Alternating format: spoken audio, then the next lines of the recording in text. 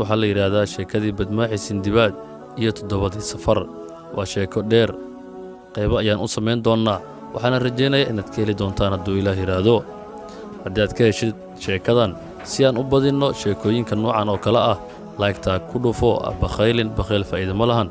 haddaad nagu cusubtahay nagu soo biir, sabskaraabta ku dhufo, gambaleelkana furo. mahadsanid.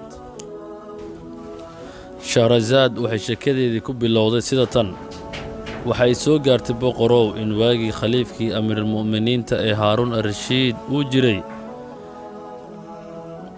kuna noola magaalada nin la yidhaahdo sindibaad alxamaal oo xamaali ahaa. wuxuu ahaa mid faqiir ah, noloshiisa oo dhanna ay ku tiirsan tahay madaxiisa iyo wixii uu ku qaado. wuxuuna ahaa mid sidaas nolol maalmeedkiisa ku dhacsada. maalin maalmaha ka mid ah ayaa waxaa dhacday inuu soo qaaday alaab aad u culus, waxayna ahayd maalin kuleel daran uu jiray. in cabbaarah markii culayskii u waday ayuu daalay xamaaligii kuleelkii iyo dhididkii ka batay. markaas ayuu wuxuu soo agmaray guri uu lahaa nin ganacsado ah, wuxuuna ahaa albaabka guriga mid harqabow leh, neecawna ka soo baxaysay. markaas ayuu xamaaligii bartii alaabtii dhigtay si uu xoogaa ugu nasto uguna qabowsado.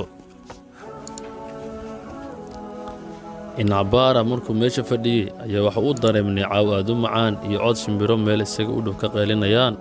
haddii uu sii fiiriyey waxay noqotay beerta guriga ganacsadaha ku taallo. markaas ayuu xamaaligii meesha soo galay, wuxuuna arkay beer aad u weyn, waxaana dhex joogay wiilal iyo addoommo badan. wax kasta oo beer looga baahan yahayna beertaas way lahayd. wuxuuna isir beertan qofka iskale waa un qof boqor ah, oon beer boqortooyo.